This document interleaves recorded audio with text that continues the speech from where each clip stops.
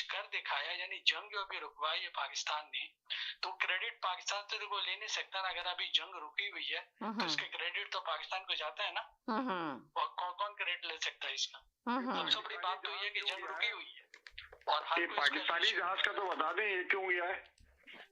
वो आपसे कुछ चौधरी साहब को कुछ सवाल कर रहे हैं अनवर साहब। जी चौधरी जहाज पे इसलिए गया कि उसको ईरानी चौधरी साहब आपने सुना इंडियन के लोग कह रहे हैं कि पाकिस्तान के साथ जो है ना धोखा हो गया, पाकिस्तान को इस्तेमाल किया गया पाकिस्तान को। इंडिया तो पागलपंती की बातें कर रहा है, उनकी कोई अहमियत नहीं है। आपने देखा पाकिस्तान को कह रहा है कि इस्तेमाल हो गया पाकिस्तान को इस्तेमाल किया गया। फील्ड मार्शल ने कहा था कि नोबेल प्राइज देंगे और नोबेल प्राइज के चक्कर में ट्रम्प साहब ने उनको इस्तेमाल कर लिया।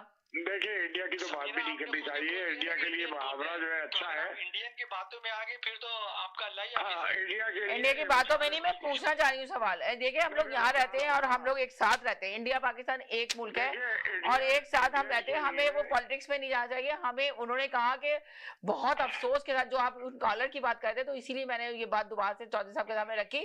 उन्होंने ये भी कहा कि ईरान के साथ बहुत जुल्म हुआ और जुल्म के साथ हर बंदे को खड़ा होना चाहिए। हम जुल्म के साथ खड़े हुए थे। ईरान पे किस तरह स्कूल के ऊपर हमला किया गया, बच्चे कहें तो 20 साल लगेंगे ईरान को अब दोबारा से स्टेबल होने में और खड़े होने में। तो ये देखें वो ईरान की उनको कितनी लगी थी। अगर वो ना लगती, वो एक तरह से इंडियन होते तो वो बुराई करते। उन्होंने कोई बुराई नहीं की। एक मिनट मेरी बात सुन लीजिए, सुना लीजिए। उनके कहने से बात नहीं होती है। नहीं, उनके कहने से जो दिन का बयान था, तो मैं उनके बयान को आगे लेके जा रही हूँ। आज की तिलक की क्लियर कर दूं, उनके बयान की कोई अहमियत नहीं है। इन्होंने अच्छे इंसान है, इन्होंने अपने दिल के हिसाब से बात की। लेकिन असल बात यह है कि ईरान पे हमले से 2 दिन पहले मोदी साहब जो है इसराइल में जाके गप्पी मार रहे थे और कह रहे थे मुसलमानों को मारो। तो ये किसी से ढकी छुपी बात नहीं है। और जो अब बात कर रहे हैं ना कि इन्होंने ये कर दिया था, पाकिस्तान के साथ ही हो गया, तो इंडिया की तो बात करना ही बेकार है। इंडिया की अभी दुनिया में कोई हैसियत रही नहीं सफारत कार्य में किसी किस्म की भी। उसके लिए मुहावरा बहुत अच्छा है, खिसियानी बिल्ली खंबा नोचे।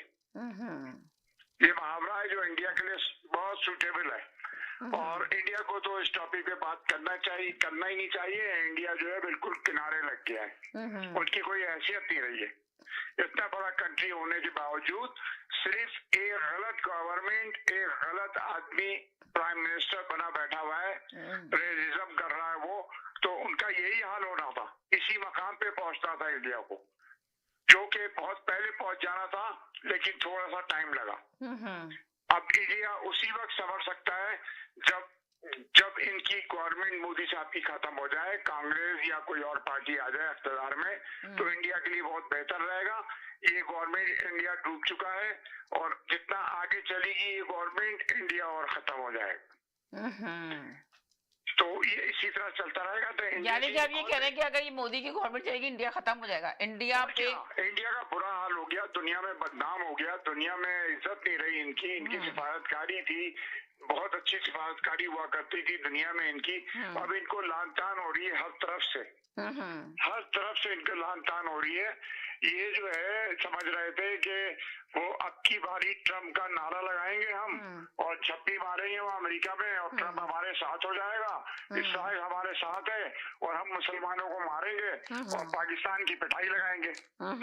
पाकिस्तान से इनकी तो उनको रिजल्ट कुछ और मिल गया। तो इनके पार्टनर ने कहा ये तो किसी लायक है ही नहीं, ये तो लड़ भी नहीं सकते, तो इसलिए और गए। और जो इन्होंने हरकतें की हैं, जो इसराइल के साथ मिलकर ईरान के खिलाफ जो इन्होंने अपने जासूस वगैरह भेजे थे, जो इसराइल को रिपोर्ट कर रहे थे, सारे पकड़े गए। तो कोई ढकी छुपी बात नहीं है। तो बहुत जलील हो गए, जिस तरह अमेरिका जलील हो रहा है लड़के,